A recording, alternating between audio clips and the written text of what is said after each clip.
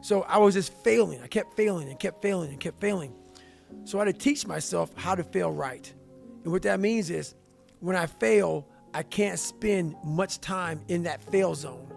I have to be able to get up and get after the next day just as fast, because my goals were just, to be a Navy SEAL. I don't have time to stay here and feel bad for myself for weeks and months and years, because I'll lose that time.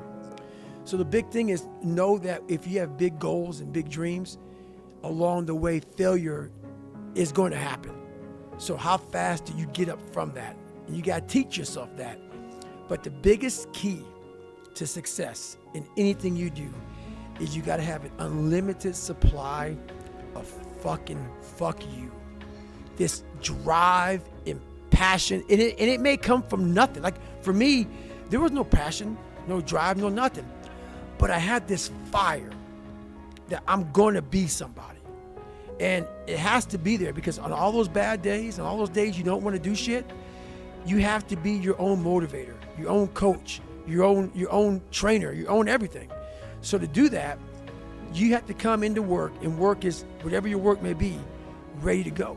And what that means is you may have failed miserably yesterday, but you come to work like, people are like, man, you just lost everything. How the hell are you this fucking damn motivated? Because this is what it takes. This is what the fuck it takes. And you got to get it from wherever you can. Whether you make up this illusion of your life or this false reality that gets you motivated, whatever gets you motivated, it's got to be here at the tip of your brain at all times. Because in those dark moments, you got to pull it out. So that's the big thing for me, man. I was always fired up at all times. Why am I so unique? I'm being exactly what the fuck I was supposed to be. I ain't follow shit. And when I did follow shit, I was like everybody else. The second I said, okay, man, hang on, dude. You don't like this, you don't like this, you don't like this. Who are you, David Goggins? Who are you supposed to be? Miraculously, all these things just, I couldn't even, the list of shit I had to do just wham. It's like, fuck, okay. Wow. Once you sit down with yourself and say, okay, I don't want to be like Michael Jordan or Jim Brown. They both were on my birthday, so I looked at their birthdays, like, oh, maybe I can be one of these. I can't. I'm going to be David fucking Goggins. And that looks like this. It just came, everything flooded. So every single day of my life, there's a different thing that comes up that I have to do. But no one knows what to do because everybody else is following steps. And I went to the mirror, and the reflection in it revealed a lot of bad things. A lot of things that I was hiding behind the saggy pants. And I'm looking at myself in the mirror going like, God, dog, dude, you are something else, man. Like, you have created a character. I want to be at the cool guy table, and whatever I could do to get attention, I did. And it wasn't me. It wasn't who I was inside, but I was scared for anybody to know who I was inside. So in that accountability mirror, I call it, I got real with myself. And I said, you have a third grade reading level, which is hard to admit when you're a junior in high school, that you copied on every single thing you did because of fear they're gonna put me in a special school. We all know what special means. I'm gonna have a title on myself the rest of my life. And being cool, you don't have a title on yourself. So I started cheating. I was dumb. And people say, oh, you know, you have a learning disability. I had a learning disability, but I realized I was lazy. So I called myself out there.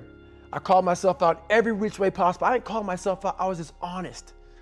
I was honest. Look at yourself, man. Look at yourself. And it was that day, and a couple of days after that, I just got real with myself. And every day I came home, I called the accountability mirror. What am I going to do today to change what I see in this mirror? What am I going to do today? And a lot of it was I stopped sitting with the cool guys. I actually tucked my shirt in and went to school looking like, hey, man, this is how I'm going to look. If you don't like it, so be it. I had to really wear this layer of skin.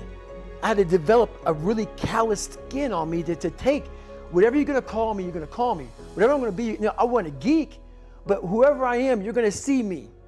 You're going to see me for who I am, because I need to change who I'm not. And that accountability mirror just became raw. And when I became fat over the years, because I fell back in the hole, I called myself fat, because I was fat. And people don't want to do that. They want to say, oh, don't call yourself fat. Don't call yourself dumb. If you're not real and raw with who the fuck you are, nothing's gonna change. You're not even a human fucking being, bro. No way all you fuckers agree with all the same fucking shit. And I know I don't. So once you figure out yourself and who you are, all the answers come. So every night, a different painting is being painted. And it's a beautiful painting for myself. I'm like, okay, that's it. It may look the same to most motherfuckers, but the end result is very fucking different. That's why my laundry, if you look at what I've done in 49 years, it's more than most people ever do in their life, because they were a race car driver. And that's what they did. They drove a fucking car. It's great. I was all kind of shit, because that's exactly what the painting was saying to do. It's what the mind was saying to do. It wasn't saying just drive a car, so then that race car driver didn't know what the fuck to do. He retires from being a race car driver, and they're lost. People go, how are you still, I don't get it. Dude, you're never gonna fill your list, but you never found your list, because it never was presented in front of you, because your head was cluttered with shit. Because you never just stopped for lots of minutes, lots of years, and just said, all right, it's me and you. Let it go. And it just, bam, it's right there. It's right there. So every single day, I'm literally going with my mind and I'm painting. I'm creating this masterpiece. And the masterpiece is always myself. But to do that, you cannot have any distractions. Because if you're talking to an artist and he's trying to think about the next painting, he can't. It's impossible to listen to you and listen to what your mind and body are telling you we must do. People don't do enough of. They don't do any of it. They don't have passion. They lack passion, drive, determination, because you haven't spent time with yourself. Your mind will tell you what is next, but you haven't spent the time to go. There's billions of people in this world, and they're all supposed to be individuals. But we have a pack mentality. That's why you're so fucking lost. And I have 30 miles to go. And I end up finding a way to get through that 30 miles. And when I got done with that race, it's the worst pain I can't even describe the pain of that last 30 miles to anybody. No one, it's very hard. Whole body? Whole body. So when it ended, I'm literally dizzy going up my stairs to get to my house. I have my arms wrapped around her, going up the stairs, and every flight of stairs, I have to lay down because I can't stay upright for too long or I'm gonna pass out.